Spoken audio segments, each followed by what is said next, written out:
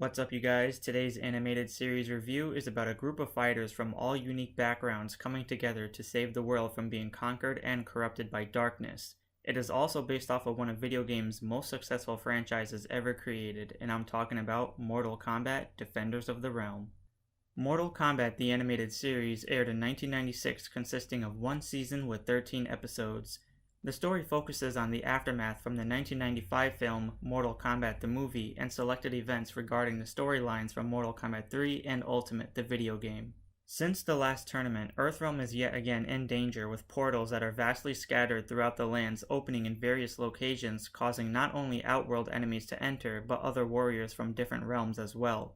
Therefore, Raiden, the god of thunder, has summoned Earth's mightiest warriors to protect it, and within this group you have LIU Kang, the champion of Mortal Kombat and the leader; KITANA, the princess of Edenia and Liu Kang's love interest; SONYA BLADE, a special forces agent; Jax, another member of special forces with bionic arms; Sub-Zero, a former member of the ninja clan called the Lin Kuei; CURTIS STRYKER, a police and SWAT team officer; and NIGHTWOLF, a Native American shaman who has a pet wolf named Kiva, who fuses with NIGHTWOLF to become a skilled warrior. Among these 8 main characters, we also get introduced to Kabal, a former member of Kano's Black Dragon clan, who becomes an ally to the team and was asked to join but eventually denied the invitation due to personal reasons. Then there's Asgarth, an eagle-like humanoid from Edenia, served as an advisor to Kitana's father, King Jared, the old ruler of Edenia before SHAO Kahn, the Emperor of Outworld, overtook his throne. In regards to the villains under the reign of SHAO Kahn, you have SHANG TSUNG, Kano, Motaro, Shiva, ERMAC, Rain, Sector and Cyrax, Smoke, Scorpion, and Quan Chi.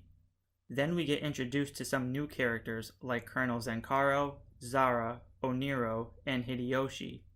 However, we also get certain characters that appear to be recognizable at first but are confirmed as someone else, like Komodai, another version of Reptile since he was killed in the movie, Carbrak, leader of the Nomads or Tarkatans, similar to Baraka, and Ruby, a female ninja in red similar to Jade, Scarlet, and Tanya regarding her story arc.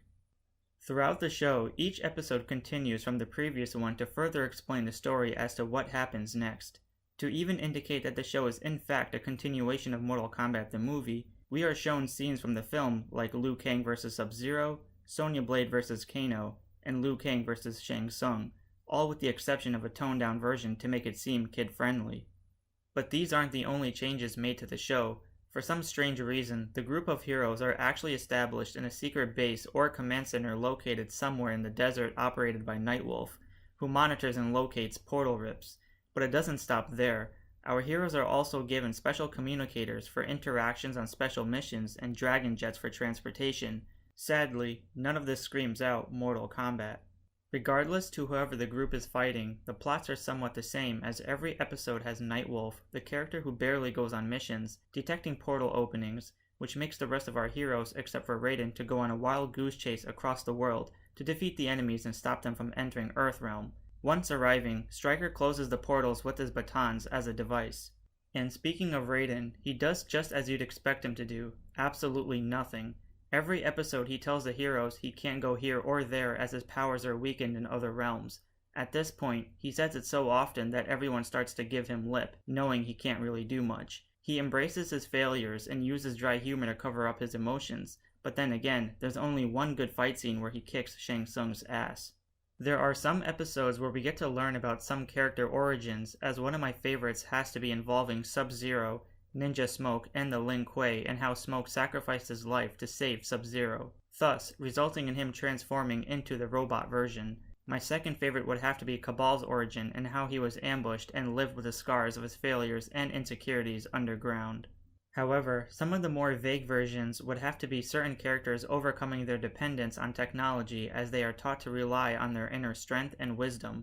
You also get some of their previous love lives, career paths, and a few romanticism in a few episodes as well, like love triangles, jealousy, and patience. As for the villains, we see some classic appearances of some of our favorites that only briefly appear for one episode if not 2 the most. Not much else is known in depth about majority of them, as I guess we're supposed to know some of it since Mortal Kombat has a very intense storylines showcased in the games. One of the things I didn't really enjoy were the ninjas being seen without a mask, but in Redemption, we get to see Shang Tsung become resurrected by SHAO KAHN after his death in the movie, to only be slapped as a huge disappointment for failing the Emperor's plans. In a special story arc, in one episode we see a shadowy figure chase an orb through a portal. Unknown at the time, it was later discovered that it was in fact the Warrior King, who also made appearances in shows like Street Fighter, Savage Dragon, and Wing Commander as a hidden shared universe. By the time you get to the last episode, this is where you notice the real game changer, and that is the animation style. The show takes a different turn in graphics, giving it more of an anime feel rather than their subtle drawings, which lacked a lot of detail.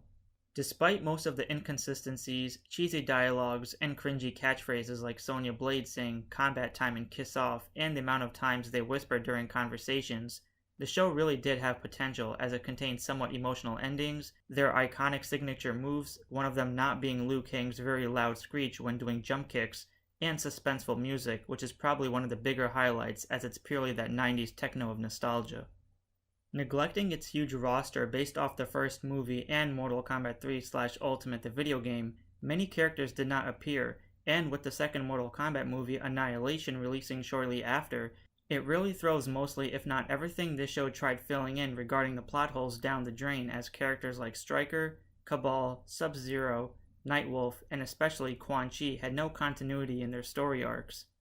Mortal Kombat the animated series is a decent show regardless of its negative reviews. Since Mortal Kombat is already a complicated story and known to be gruesome, toning down all its glory for the sake of a cartoon is probably not the best idea, yet it's still worth a watch.